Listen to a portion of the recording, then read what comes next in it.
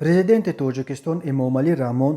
рӯзи 27 апрел дар сохторҳои Вазорати корҳои хориҷӣ, Вазорати маориф ва илм, Кумитаи давлатии сармоягузорӣ ва Идораи амволи давлатӣ, хадамоти зидди инҳисорӣ, намояндагиҳои Ҷумҳурии Тоҷикистон дар назди созмонҳои байналмилалӣ ва дар сохторҳои низомӣ як силсила тағйироти кадрӣ анҷом дода, бо кадрҳои навтаин мулоқот кард. аз ҷумла бо фармонҳои президент аз 27 апрел бо сабаби ба кори дигар гузаштан имоми Содиқ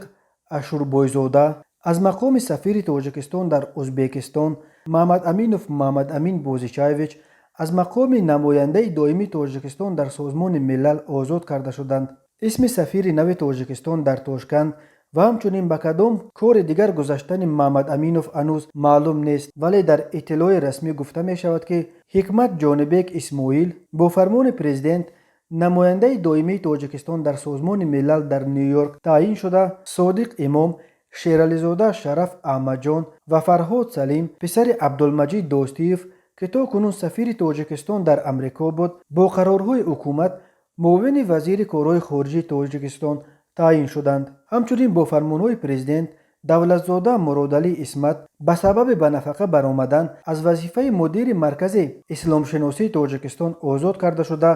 ба ҷои ӯ Холиқзода Абдураҳим Ғаффор раҳбари нави ин муассисаи вобаста ба президент таъин шудааст. бо қарорҳои ҳукумат Зуҳурзода Саид Холмаҳмад Амакбачаи Бек Сабур бо сабаби ба кори дигар гузаштан аз вазифаи сардори хадамоти назорати давлатӣ, истифодаи амволи давлатии ҳукумати давлатии сармоягузорӣ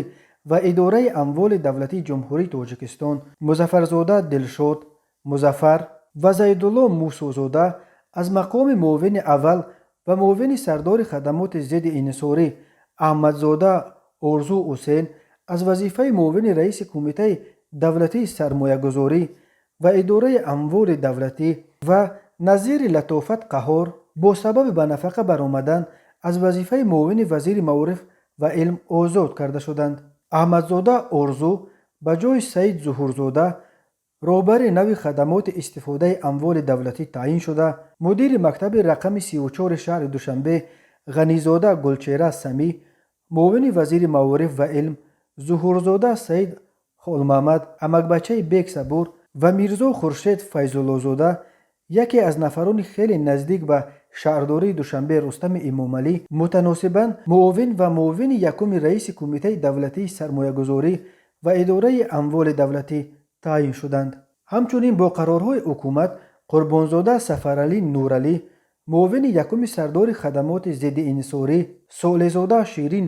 Бухор, муовини сардори ин ниҳод таъин гардида, Раимзода Сайфиддин Исмон, муовини якуми директори генералии корхонаи воҳидии давлатии хоҷагии манзилию коммуналӣ таъин шуданд.